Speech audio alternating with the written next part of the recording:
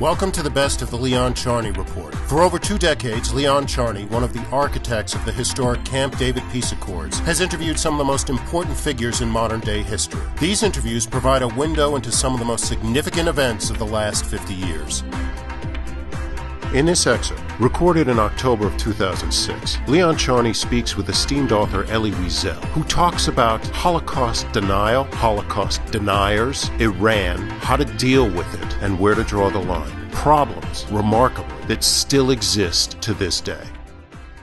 Welcome to another Leon Charney Report. We have with us a very prominent guest. His name is Elie Wiesel, Professor Elie Wiesel, renowned scholar, Nobel laureate, writer, and I guess an outspoken critic of those who deny the Holocaust. We'll talk a lot about that today and other things. But I have a surprise personality that I bring up with Elie, who will be a little bit in shock when I say that, in my opinion, he's a Lamed Vavnik, which means there are 36 righteous people who take care to make sure that the earth stays righteous, and his name is Dov Yukovsky. What do you say? Well, I agree, he's a friend, but he's not a Lamed Vavnik. Lamed Vavnik is somebody who remains unknown, secretive. I took him apart. And you just took him apart. You deprived him of his title. Dov, I have to apologize. But he is was the editor of the Yediot Achronot, which is the largest newspaper in Israel, and I believe Elie started his career at the Yediot Achronot. Yes, he's actually Yudah Moses, the founder. He's the one who hired me in 1950. Yudah or Noach? I knew him very well. Noach Moses. Noach Moses, Paula Moses. I know the entire family.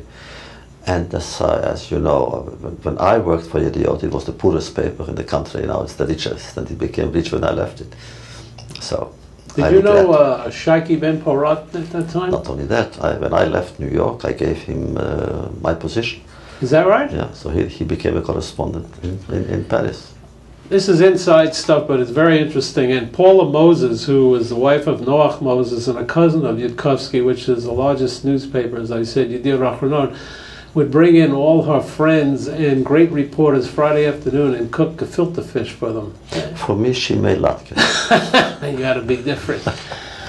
Anyway, it's good to have a laugh, Elie, because the world doesn't look that exciting in terms of laughter today. What would you believe in your lifetime, a man like you who've seen the Holocaust, been through it, written about it, that you would see so much denial as is coming out, even from the mouths of presidents of sovereign countries like Iran?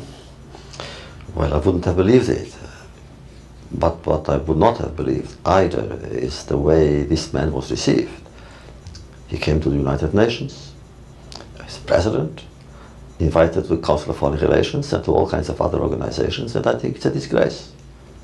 This man, I was waging a campaign, I still wage this campaign. He should be declared persona non grata all over the world, simply to be excluded from any civilized society, because this man does not deserve to be accepted or welcomed anywhere.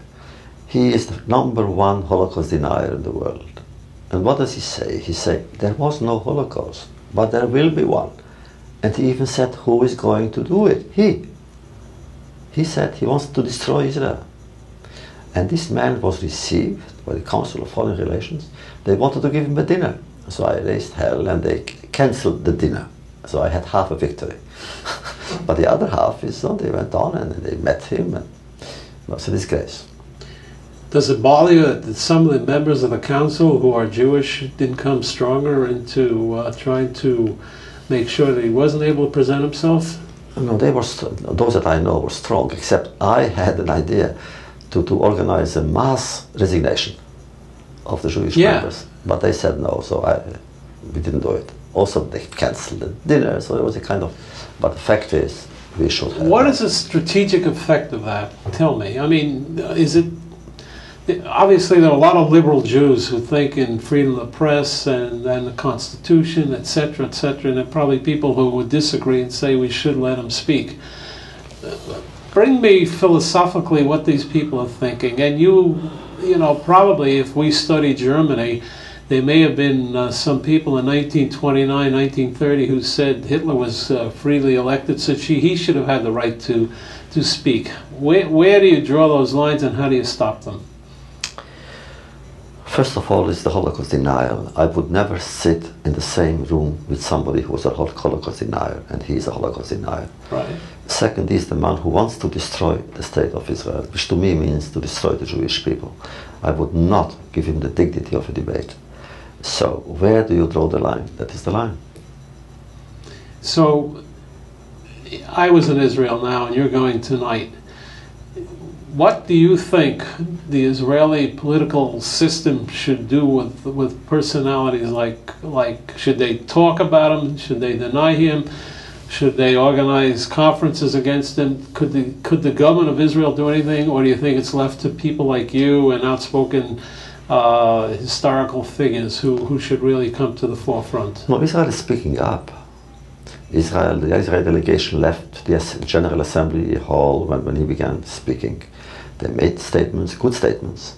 The ambassador of Israel, Ayalon, wrote a letter to the New York Times, which was then responded by the New York Times. So they are doing it. We don't do enough. I mean, we Jews in the diaspora, we are free, really, we are free, and we don't use our freedom to proclaim freedom and to protect it by simply saying some of the people who want not only to kill freedom, but to kill those who celebrate freedom. In our case, let's say as Jews in Israel, I think they should be punished, not physically or somehow, punished morally. They should be condemned morally. And that is something which is so clear. We don't even have to argue the case. It's clear. There are some people that when they speak, and they speak with hatred, the hatred becomes a wall. The problem I think that the American government had, I think George Bush even had a problem whether to allow this fellow to come in and speak.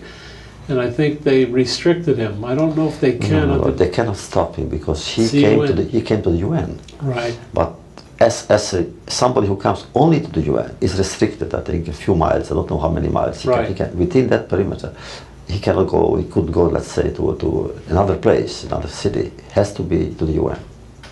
I had many people on his show discussing this guy. Do you take him literally that he's out to destroy Israel, or as some people say, he's only using it to get his population revved up or to get his polls? What do you do? Leon, you and I belong to a people and to a generation that taught us to take the enemy's threat seriously. Some of our people didn't, and they lived to regret it, or died to regret it. So you take him literally? Absolutely. If he could. Is there a doubt in your mind that if he has the nuclear weapon, he would use it against Israel? He said so. Why shouldn't I trust his word?